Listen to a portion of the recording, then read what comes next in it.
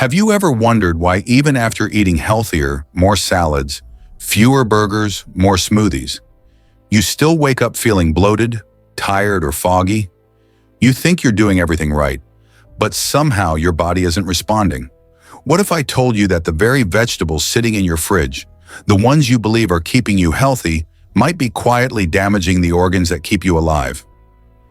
Your kidneys, those two silent filters behind your back that never complain, never beg for rest, and never warn you until it's almost too late. You can lose nearly 90% of your kidney function before a single symptom ever shows up. No pain, no alarms, just a slow, invisible decline until one day your lab results reveal the truth: your kidneys are in trouble. This isn't a scare tactic, it's a wake-up call. Every year, millions of adults are told their creatinine is a little high, and they shrug it off thinking it's just age or stress. But what's really happening is a slow suffocation of the body's most underappreciated organ.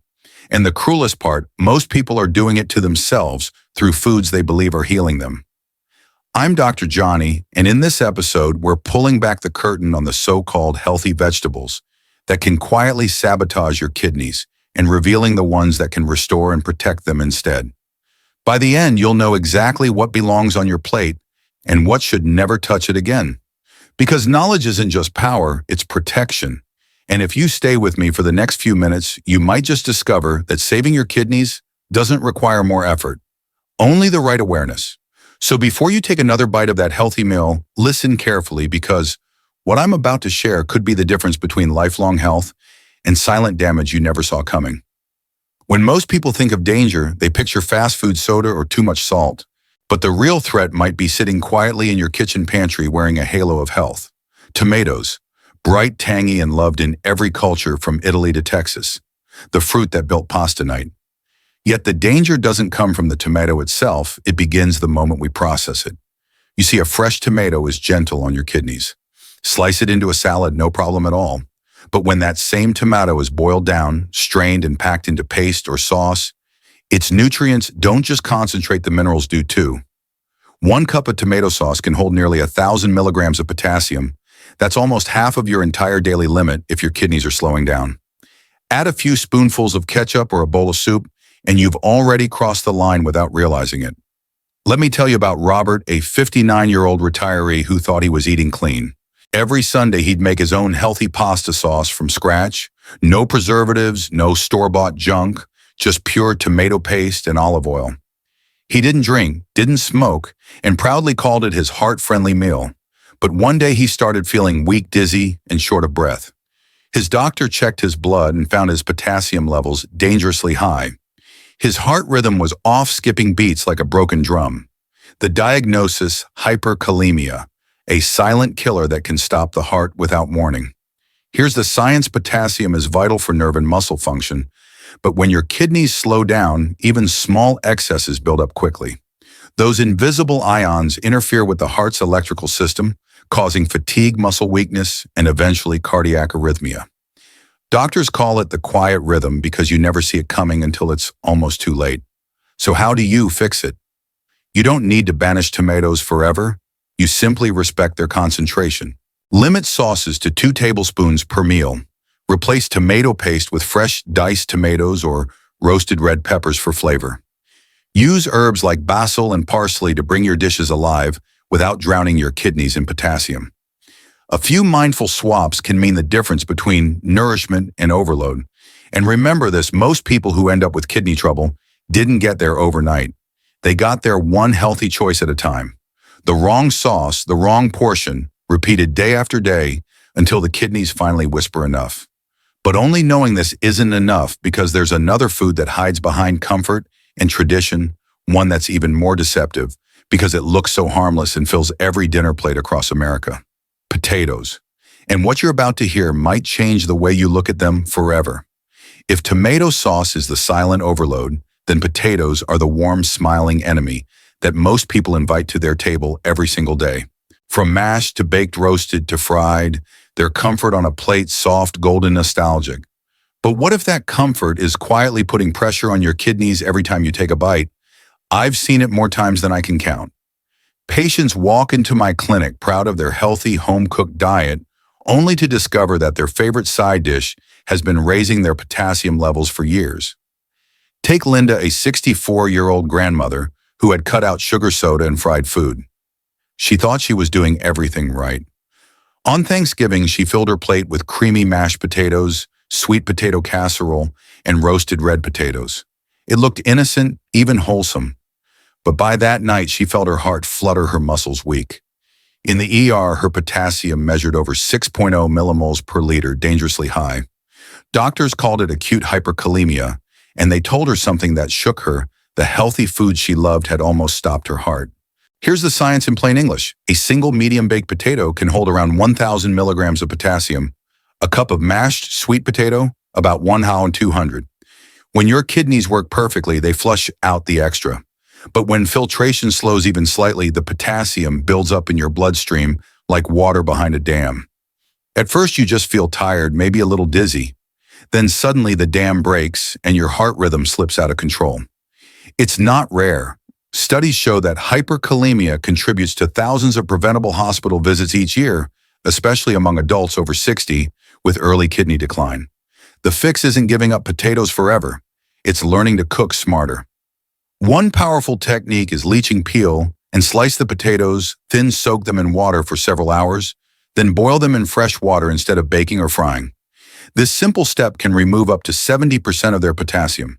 Portion size matters just as much. Keep it to about a quarter cup serving and never pile multiple forms of potatoes onto one plate. For Linda, that small change was life-saving.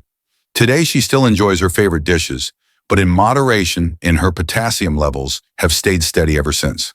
So here's my question for you. Have you ever believed a food was healthy just because it was homemade? If so, drop a comment below. I read every one of them. You'd be amazed how many people share the same surprise when they learn that even comfort food can become a kidney's worst nightmare. And yet knowing this is still only half the story. Because the next vegetable doesn't just strain your kidneys slowly, it can attack them from the inside out, one glass at a time. It's praised as a superfood, but for weakened kidneys, it can be a ticking time bomb.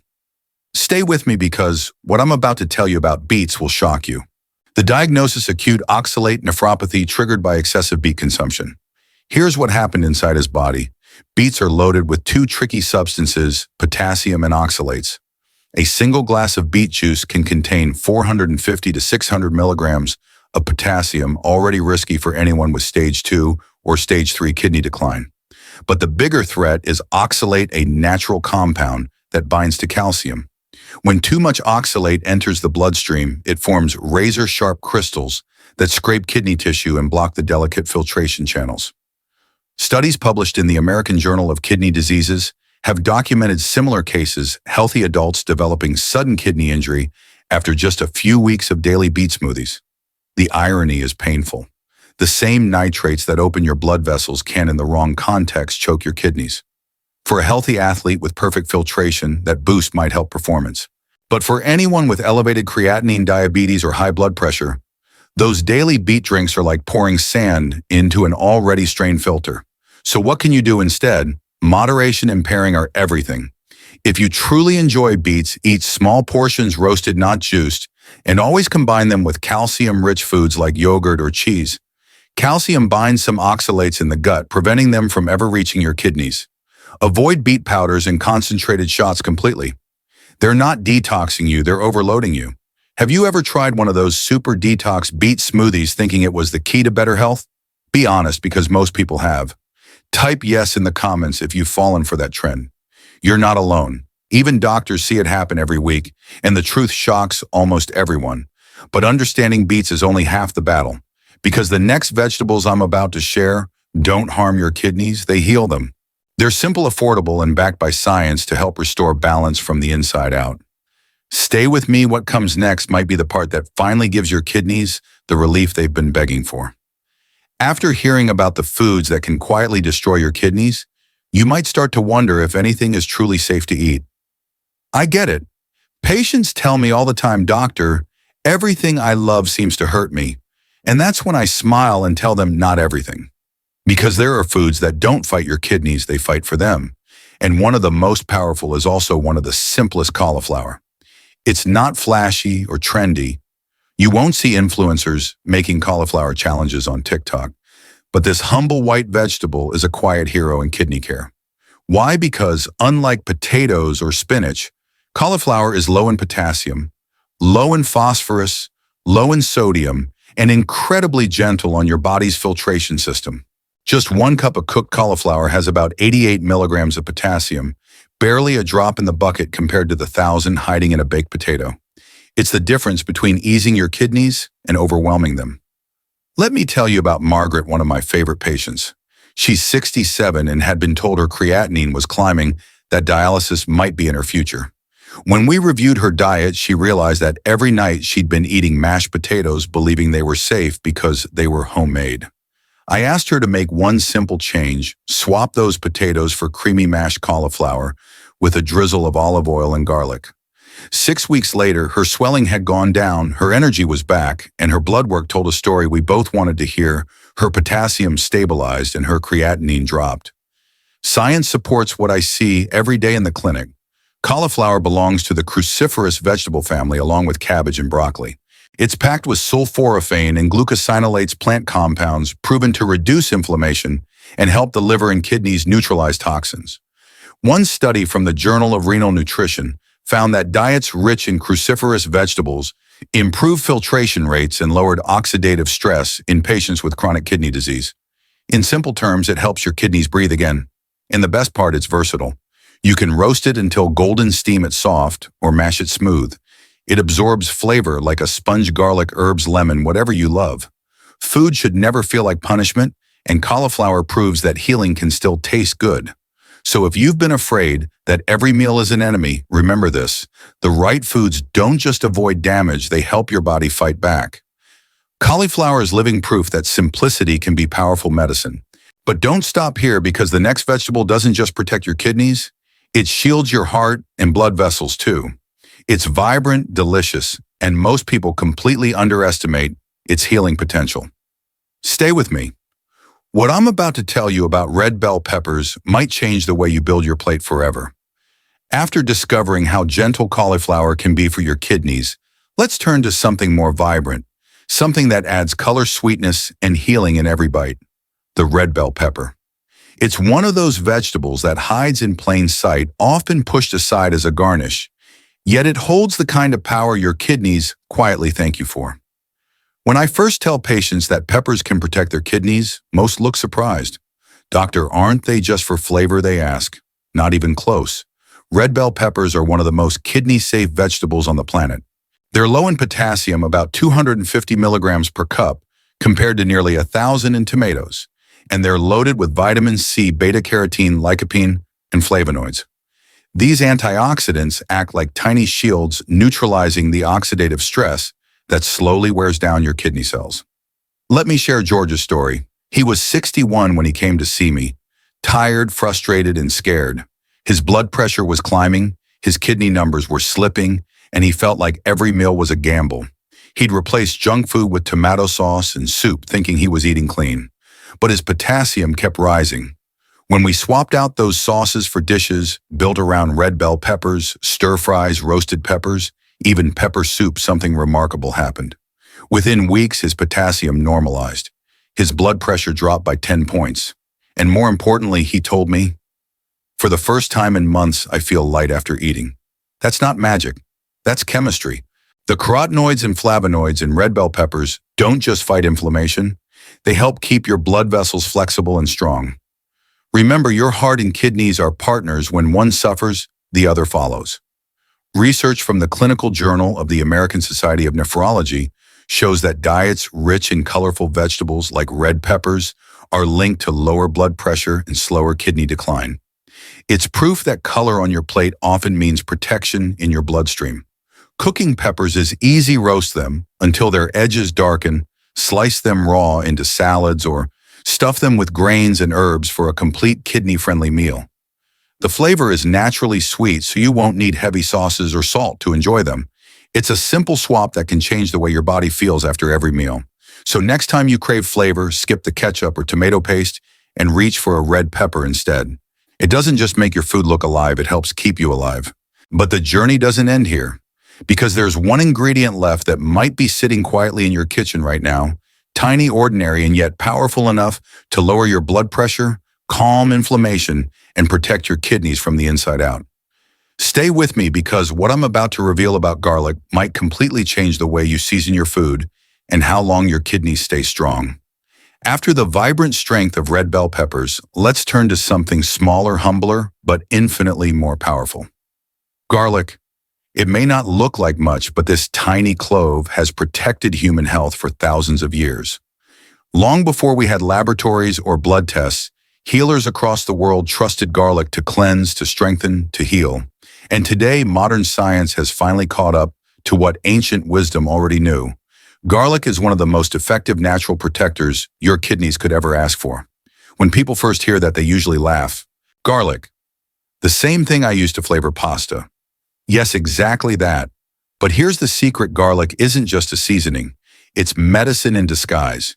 Its real power lies in a compound called allicin, released when you crush or chop a fresh clove. That sharp, almost spicy aroma, that's allicin activating, and inside your body it becomes a triple action defense: anti-inflammatory, antioxidant, and natural blood pressure regulator. Let me tell you about Patricia, a 60-year-old woman who came to me struggling with stage 3 kidney disease and blood pressure that refused to budge. She tried medication after medication, but the numbers stayed stubbornly high. I asked her to do something simple: add 2 freshly crushed cloves of garlic to her meals every day, letting them sit for 10 minutes before cooking to fully activate the allicin. 3 months later, her blood pressure dropped from 150 over 95 to 135 over 85. Her inflammation markers improved. She didn't change her prescriptions, she changed her food. Studies back this up. Research published in the Journal of Hypertension and the American Journal of Nephrology found that regular garlic consumption can lower systolic blood pressure by an average of 8 to 15 points and significantly reduce oxidative stress in people with chronic kidney disease. Think about that: something growing quietly in the ground has the power to do what some pills struggle to achieve, all while nourishing your body instead of burdening it. Garlic also gives you something your kidneys desperately need: flavor without sodium. Every time you reach for garlic instead of salt, you're protecting your blood vessels from the kind of pressure that slowly damages kidney tissue. That's why I call it the healer's spice. It restores taste, protects the heart, and keeps the kidneys breathing easy. So if you've ever wondered how to make your meals both delicious and healing, start small. Crush a clove, let it breathe, and add it to whatever you're cooking: soups, stir-fries, roasted vegetables. Your body will feel the difference long before your lab results catch up. But even knowing this isn't enough, because what truly determines the future of your kidneys isn't just one ingredient, it's how all your choices connect.